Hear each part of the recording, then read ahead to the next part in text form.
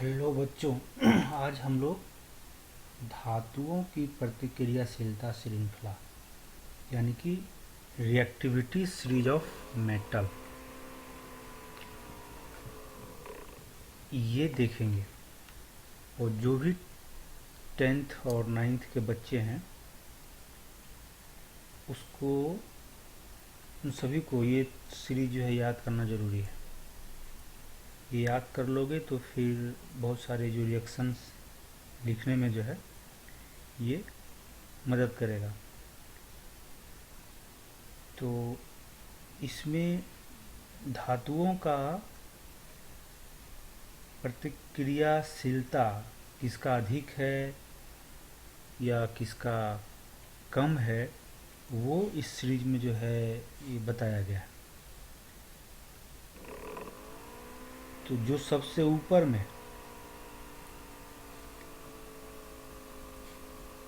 जैसे पोटासियम है तो पोटासियम जो सबसे ज़्यादा रिएक्टिव है, उससे कम सोडियम है, उससे कम लिथियम है, उससे कम बेरिलियम है या बेरियम है, उससे कम स्ट्रोंसियम है। तो इस तरीके से ये सीरीज दिया गया। और ये सीरीज जो है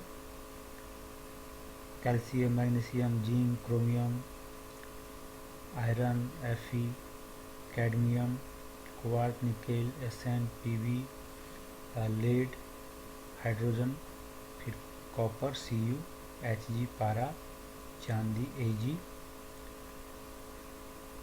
एंड लास्ट में है Au। तो 10th और 9th स्टैंडर्ड के लिए ये सीरीज जो है इतना जो भी मेटल का धातु का दिया हुआ है ये काफ़ी है। इसको जो है एकदम से याद कर लेना।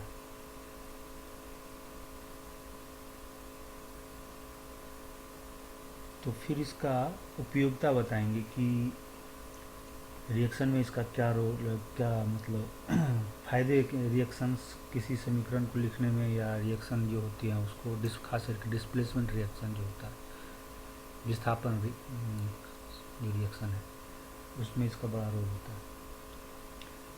ये क्या करता है, जो सीरीज में सबसे ऊपर है वो उसके पास इतना क्षमता होता है कि वो अपने से नीचे वाले के धातु को अगर कोई कंपाउंड में है तो उसको रिप्लेस करके और वो उसके साथ उसके जगह पे चला जाएगा, और दूसरे को जो जो जो उसके नीचे में है सीरीज में उसको वहाँ से हटा देगा। जैसे यहाँ पे कुछ एग्जांपल दिया गया है। जैसे यहाँ पर है जिंक और CuSO4। तो जिंक जो है उस सीरीज में कॉपर से ऊपर में है, तो ये क्या करेगा, जिंक कॉपर को रिप्लेस कर देगा यहाँ से, और जिंक खुद सल्फेट के साथ बाइंड हो जाएगा और कॉपर जो है अलग हो जाएगा। तो अगर हमें रिएक्शन, ये जो रिएक्टिविटी सीरीज है, अगर हमें पता है कि जिंक जो है कॉपर से ऊपर में है, तो जिंक क्या करेगा, कॉपर को यहाँ से हटाएगा सल्फेट के साथ से, और खुद जिंक जो है सल्फेट के साथ बाइंड कर जाएगा, वो कॉपर अलग हो जाएगा। उसी तरह से यहाँ पे जिंक है और HCl है, ये तो बैलेंस करने के बाद जो है ये 2 यहाँ पे लगाया गया है।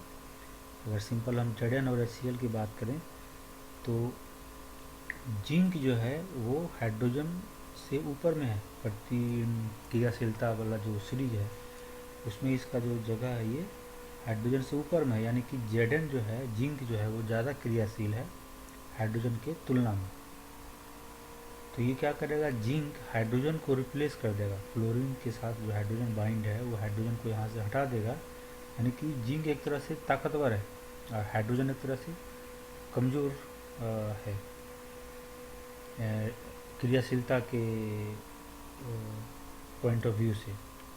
तो जिंक ज़्यादा ताकतवर है और हाइड्रोजन थोड़ा कमज़ोर है, तो जिंक क्या करेगा, हाइड्रोजन को यहाँ से रिप्लेस कर देगा, और इस तरह से ये ZnCl2 बन गया।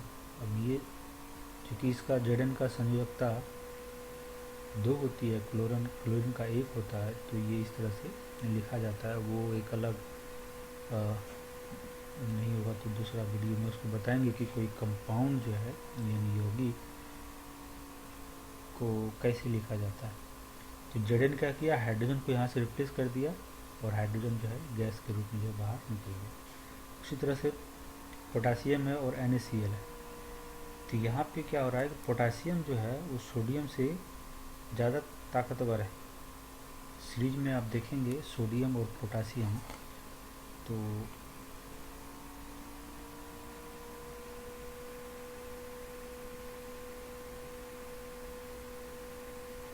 पोटासियम क्या है, सोडियम से ऊपर में, तो पोटासियम क्या करेगा, सोडियम को रिप्लेस कर देगा।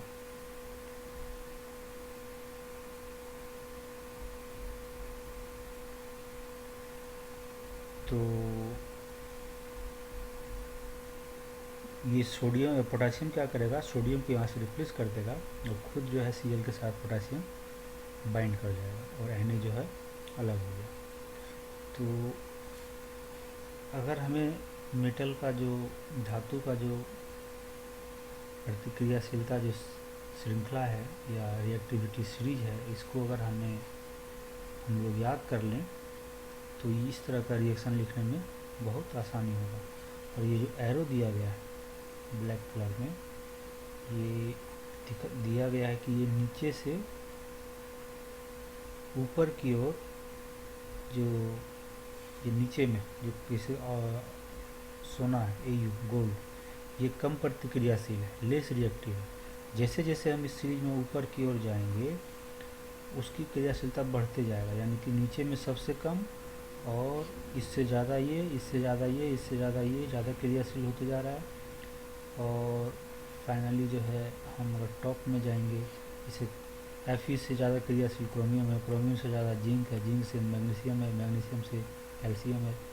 इस तरीके से अगर हम तुलना करने जाए अगर बेरियम से और जिंक का, अगर इस तरह कोई रिएक्शन है, तो अगर सपोज ZnCl2 बनाया हुआ है और बेरियम अलग से है, तो बेरियम क्या करेगा, जिंक को वहाँ से हटा देगा। मतलब ये अपने वाले नीचे वाले को किसी को भी हटाने की क्षमता रखता है। और सबसे ऊपर में जो पोटासियम है, तो ये किसी को भी हटाने की क्षमता रखता है। तो ये सीरीज याद कर लो सब लोग, फिर जो है रिएक्शन को जो समझने में और लिखने में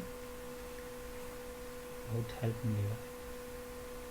और इसको याद करना है कि कौन किससे ऊपर में है, ये बड़ा कन्फ्यूजन थोड़ा सा हो जाता है कि सीक्वेंस हमें याद करना बड़ा मुश्किल हो जाता है कभी कभी। तो उसके लिए कुछ ट्रिक्स तुम लोग खुद ऐसा कुछ वर्ड, सेंटेंस, वाक्य बनाओ जो अगर वाक्य हमें याद रह जाए तो फिर सीक्वेंस इसका सीक्वेंस भी हमें याद आसानी से रह सकता है। तो ये सब ट्रिक्स है, बहुत लोग अपने अपने तरीके से ट्रिक्स बनाते हैं।